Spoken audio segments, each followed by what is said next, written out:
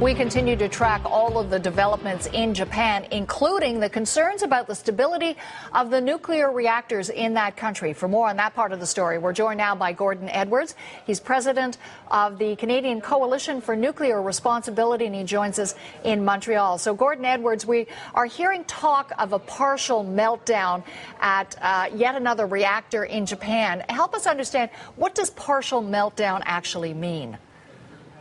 Well, it means that the fuel of the reactor, you can extinguish the original fire, the original nuclear fire, but the ashes continue to generate heat. These are called fission products, and they're very, very radioactive, and they generate about 200 megawatts of heat even after the reactor shut down.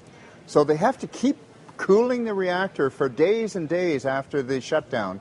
Otherwise, the temperature will rise and the reactor fuel will start melting at a temperature of about 4,000 to 5,000 degrees Fahrenheit.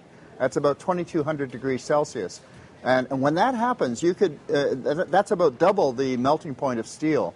So therefore, it'll just melt through the floor of the reactor eventually and right into the ground. The difficulty, of course, is that when this is happening, you have explosions and you have the release of very large quantities of radioactive gases, vapors, and ashes. Yeah, tell me a bit more about that, because even in the case of a partial meltdown, there is this risk of radioactive leakage.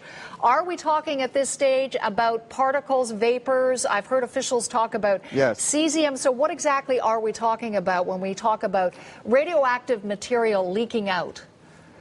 Right. Well, there are a couple of dozen of radioactive materials which leak out even before it reaches the melting point. And cesium is one of the worst of these. What happens is that when they come in contact with cold surfaces, whether buildings or skin or internal organs, they adhere, they stick, and they become a part of that. They become incorporated into it. Now, these radioactive atoms, they disintegrate, which means they explode. And when they explode, that's when they damage the cells of the body. Now, even though the Japan authorities say there's no immediate danger, that's not really quite true. There is immediate danger. However, the health concerns may not show up for 15 years. In other words, you may see a flourishing of cancer later on. You won't see it today. And in your experience, and based on other concerns at other reactors around the world, just in terms of recent nuclear history, when you get into a partial meltdown mode, is it still possible to actually provide a cooling system that stops it from going into full meltdown? Well, that is exactly the problem, because there is such a thing as what's called an uncoolable geometry.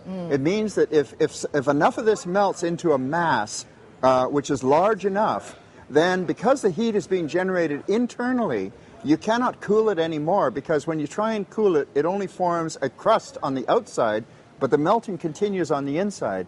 And they're hoping to prevent that. They're hoping that by flooding the reactor with seawater, they can prevent the formation of a blob of molten material, which would be literally uncoolable.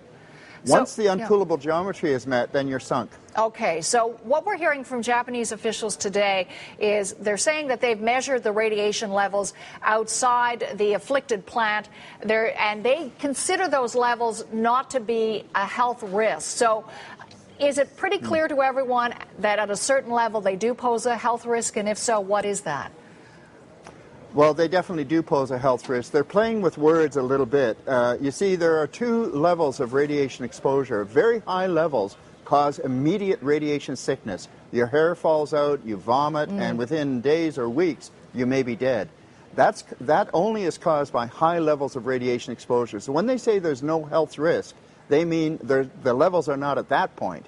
However, the difficulty is that people of all kinds, especially young children and nursing infants and even embryos, are absorbing radioactive materials into their body, which will irradiate them internally for years afterwards, and this causes a long-term health risk, which is quite serious. And in the short term, we're hearing officials in Japan are suggesting that iodine can help, maybe iodine pills can be taken. What is it about iodine that seems to diminish some of the health risks of radiation? Actually, iodine has no special properties to counteract radiation at all, except that there's one type of radioactive emission, which is radioactive iodine. And radioactive iodine is taken up avidly by the body and goes to the thyroid gland, And especially in young children, this can have serious effects on their mental development, on their physical development. So what they do is they give iodine pills in an effort to overdose the thyroid with normal, non-radioactive iodine, so that it will be less likely to take up the radioactive iodine. However, there's dozens of other materials for which there's no protection whatsoever. Obviously troubling news, and we'll follow it all very closely. Gordon Edwards, good to talk to you. Thanks very much for this. Thank you.